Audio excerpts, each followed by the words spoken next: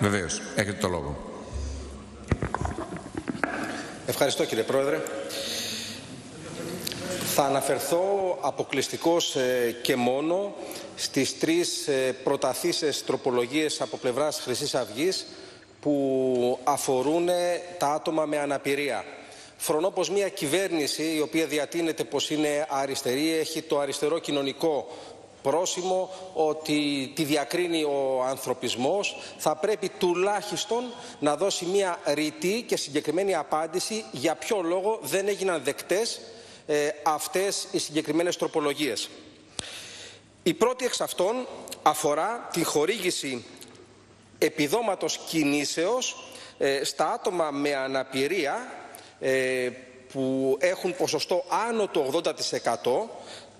Αφορά βεβαίως κάποιες κοινές υπουργικές αποφάσεις του 1988 και του 2008 και θα πρέπει να επεκταθεί αυτή η ρύθμιση στο ότι θα πρέπει να χορηγείται το συγκεκριμένο επίδομα κινήσεως ανεξαρτήτως παθήσεως και όχι μόνο σε πλήρη παράλυση των κάτω άκρων και ακροτηριασμό και των δύο άκρων. Η δεύτερη τροπολογία αφορά στην δυνατότητα που θα πρέπει να έχουν άτομα με αναπηρία που ξεπερνάει το 67% για τους άνδρες σε ηλικία πάνω από 55 έτη, για τις γυναίκες πάνω από 50, να έχουν τη δυνατότητα, σύμφωνα με τον νόμο 2874 του 2000, να υπαχθούν στον νόμο αυτό περί προαιρετικής ασφάλισης, να καλύψουν τις εισφορές τους, ενώ μέχρι τώρα αποκλείονται.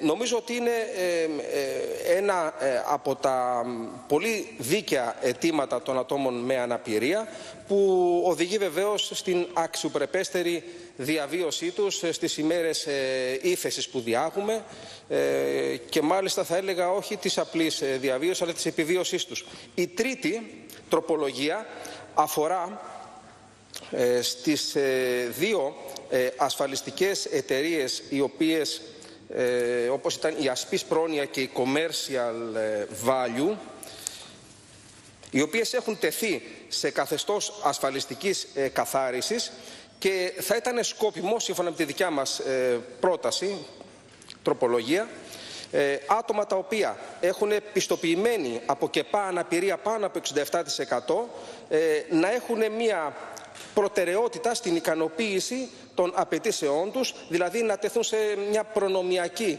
θέση όσον αφορά τη σειρά ικανοποίησης των απαιτήσεών τους για τις συγκεκριμένες εκαθαρίσεις των δύο αυτών ασφαλιστικών εταιριών.